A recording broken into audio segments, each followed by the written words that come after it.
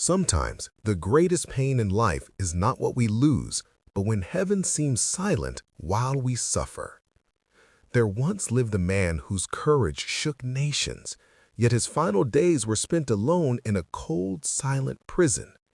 His name was John the Baptist. Jesus could have freed John with a single command, but he didn't. Through his pain, God was shaping a lesson of faith that would strengthen every believer who would ever feel forgotten by heaven.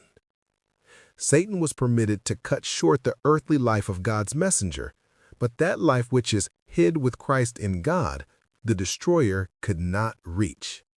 He exulted that he had brought sorrow upon Christ, but he had failed of conquering John. Death itself only placed him forever beyond the power of temptation. In this warfare, Satan was revealing his own character. Before the witnessing universe, he made manifest his enmity toward God and man. Though no miraculous deliverance was granted John, he was not forsaken. He had always the companionship of heavenly angels who opened to him the prophecies concerning Christ and the precious promises of Scripture. These were his stay, as they were to be the stay of God's people through the coming ages. To John the Baptist, as to those that came after him, was given the assurance, "Lo, I am with you all the days, even unto the end." Matthew 28:20 RV margin.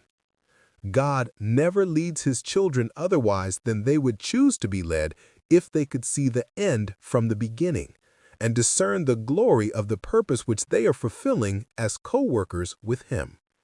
Not Enoch, who was translated to heaven, not Elijah, who ascended in a chariot of fire, was greater or more honored than John the Baptist, who perished alone in the dungeon. Unto you it is given in the behalf of Christ not only to believe on him, but also to suffer for his sake. And of all the gifts that heaven can bestow upon men, fellowship with Christ in his sufferings is the most weighty trust and the highest honor.